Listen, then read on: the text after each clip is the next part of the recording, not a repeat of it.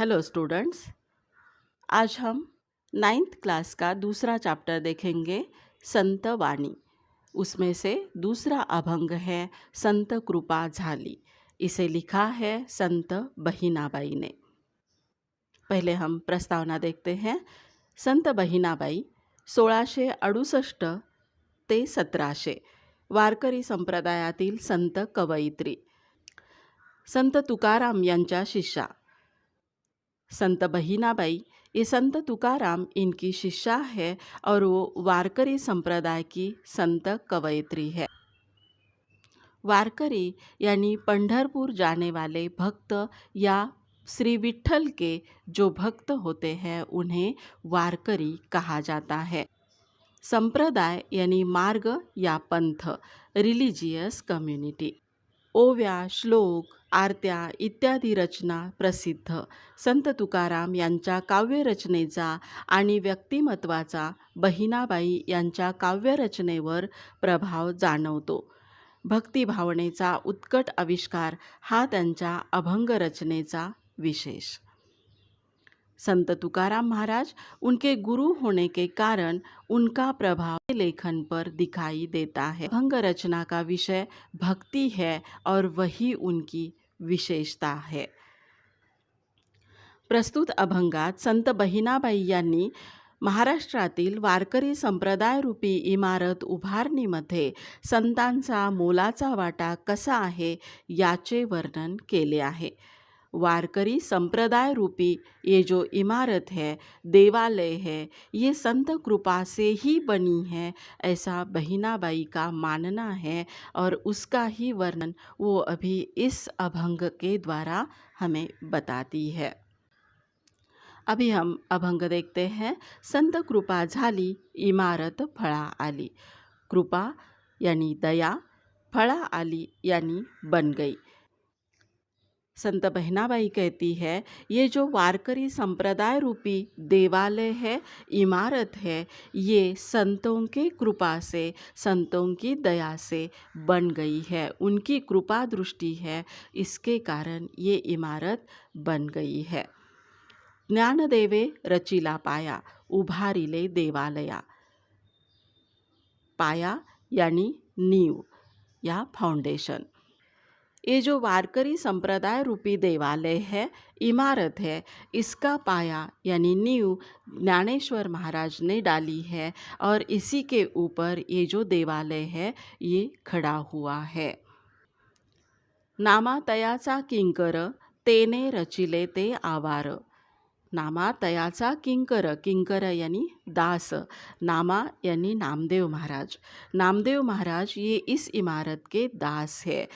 तेने रचिले ते आवार, उन्होंने ही ये सारा परिसर, आवार यानी परिसर, उन्होंने ही ये सारा परिसर तैयार किया है। संत नामदेव इस मंदिर के सेवक है और उनके कार्य से ही इस मंदिर का आवार यानी गाभारा बन गया है।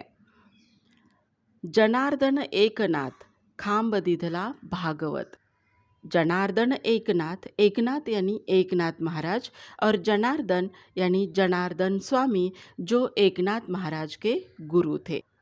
उनके नाम के पहले हमेशा ही उनके गुरु का नाम आता है और इसलिए एकनाथ महाराज का नाम हमेशा ही जनार्दन एकनाथ ऐसे बोला जाता है।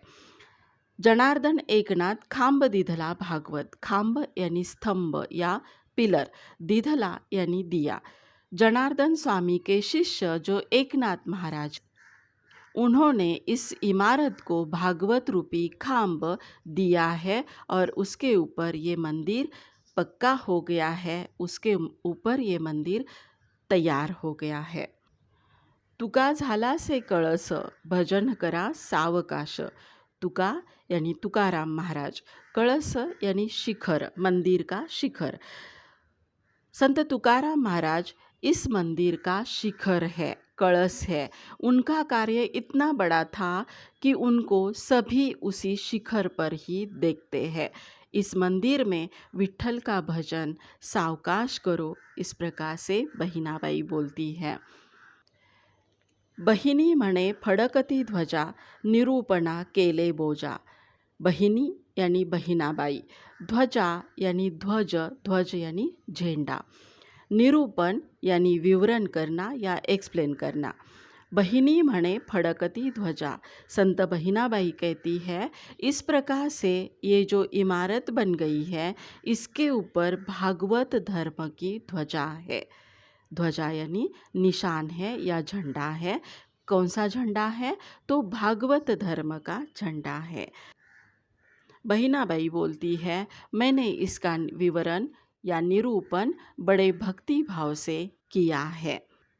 इस प्रकार से संत बहिनाबाई ने इस वारकरी संप्रदाय रूपी इमारत की बांधनी में सभी संतों का योगदान किस प्रकार से है इसका वर्णन किया है। ये जो वारकरी संप्रदाय रूपी इमारत है, ये बांधने में, इसकी बांधनी करने में सभी संतों की कृपा हो गई है। संत ज्ञानेश्वर इन्होंने नींव डाली है। नामा यानी संत नामदेव महाराज ये इसके सेवक है। जनार्दन एकनाथ यानी एकनाथ महाराज ने इसे खांब दिए हैं, खांब की तरह भागवत धर्म दिया है। और संत तुकाराम महाराज इस मंदिर के, इस इमारत के शिखर पर है। ऐसी जो ये इमारत है इसी के ऊपर भागवत धर्म की ध्वजा है और इसे संत बहिनाबाई ने बहुत ही भक्ति भाव से वर्णन किया है।